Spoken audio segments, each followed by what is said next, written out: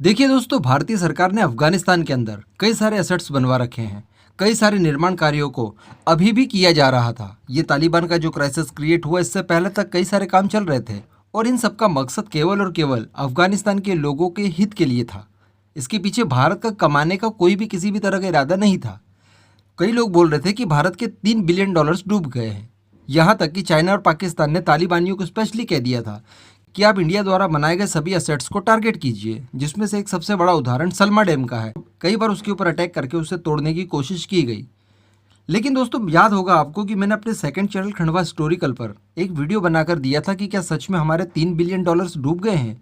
उसमें मैंने कहा था कि हमारे $3 बिलियन तो उसी दिन डूब गए थे जिस दिन हमने ये सारी चीज़ें वहाँ पर डेवलप करवाई थी, बराबर। क्योंकि हमारा इरादा चाइना जैसा नहीं था कि जिस तरह से वो पाकिस्तान के ऊपर ऑक्यूपाई कर रहा है, श्रीलंका के ऊपर कर रहा है, नेपाल के अंदर लोन दे दो ढेर सारा, फिर बाद में पूरा देश हड़प लो। इस तरह की हमारी कोई मंशा नहीं थी, ना ही हमारा कमाने का कोई इरादा था। हमने केवल और केवल दान दिया, और दान तो डूबता ही है अगर आप दूसरे एंगल से देखें तो। लेकिन दोस्तों, यहाँ पर एक और अच्छी चीज़ सामने निकल कर आई है, और वो चीज़ जानने के बाद आपको भी कहीं ना कहीं राहत मिलेगी।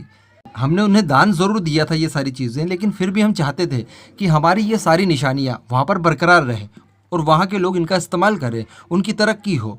तो दोस्तों, तालिबान के भी ऑफिशियल्स ये चाहते हैं कि भारत की जो भी निर्माण कार्य फिलहाल पेंडिंग पड़े हैं, उन्हें जल्दी से जल्दी पूरा कर लिया जाए। यानी जो पुराना इंफ्रास्ट्रक्चर जो हम डेवलप करवा चुके हैं, उन्हें तालिबान द्वारा तोड़े जाने का कोई प्रॉब्लम नहीं है। जी हाँ, और यहाँ पर चाइना और पाकिस्तान को भी सीधे सीधे ये बहुत बड़ा धक्का सा है, क्योंकि चाइना और पाकिस्तान चाहते थे कि यहाँ से भारत का नामो निशान मिटा दिया जाए, ताकि एक भारत के लिए जो सॉफ्ट कॉर्नर बना है अफगानिस्तानियों के मन में, वो कहीं ना कहीं बाकी ना रह जाए, क्योंकि ये फ्यूचर में उन लोगों के लिए दिक्कत दे सकता था।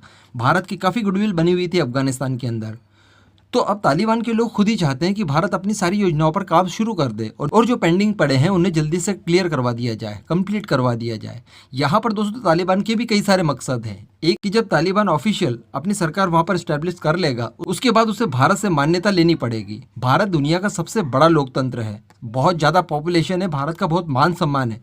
अगर भारत रिकॉग्नाइज कर देता है, मान्यता दे देता है तालिबान की सरकार को, तो ये उसके लिए बहुत बड़ी बात होगी। कई दूसरे देश इन्फ्लुएंस होकर उसे मान्यता देंगे। इसलिए भारत के साथ फिलहाल वो कोई भी पंगा नहीं करना चाहता। हालांकि इसका मतलब ये नहीं है कि तालिबान भारत के बारे में अच्छा सोचता है, बिल्कुल भी नहीं। कांधार हाईजैक याद होगा आपको, तो यहाँ पर उसे चाहिए अपनी सरकार के लिए मान्यता, जो कि भारत उसे शायद नहीं देगा इसके बाद भी। दूसरी बात दोस्तों, अफगानिस्तानी कहीं इन लोगों का विरोध ना करे और इनकी जो बनी बनाई सरकार है वो और दोबारा गिर ना जाए। इसके डर से भी ये लोग चाहते हैं कि जो जन कल्याण के काम है अफगानिस्तानियों के हित के लिए, उन्हें एटलीस्ट बरकरार रखा जाए। थोड़ी बहुत सहूलियत भी उन लोगों को मिले, ताकि वो लोग भी बने रहें इन लोगों के साथ, इनकी सरकार का वो विरोध ना करे। इस सब के लिए भी तालिबान प्रयासरत है। अब दोस्तों, इस पूरे मुद्दे पर आपका क्या मानना है? क्या फ्यूचर में सच में तालिबान भारत के लिए डेंजरस हो सकता है या फिर नहीं? नीचे कमेंट जरूर कीजिएगा।